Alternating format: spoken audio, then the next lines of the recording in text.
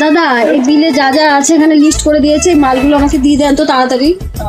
ঠিক আছে বৌদি, আপনি একটু দাঁড়ান, আমি এক্ষুনি দিচ্ছি। আরে দেখি তো দোকানদার কোথায়। আরে বাবা পিছন ঘুরে মাল দিচ্ছে, এই সুযোগে আমি দুটো মাল এক্ষুনি ব্যাগের মধ্যে ঢুকিয়ে নিই, দেখতে পাবে না।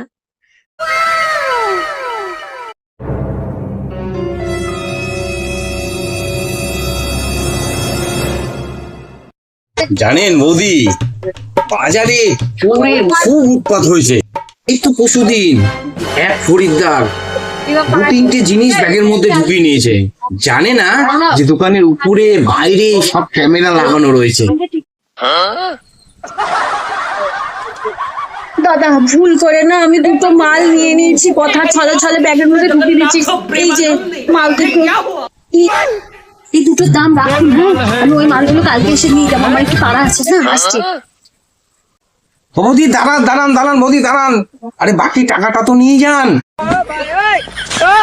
বৌদি, ও বৌদি, দাঁড়ান। 100 টাকা ভয়ে তাড়াতাড়ি করে চলে গেল, দিয়ে গেল 200 টাকা।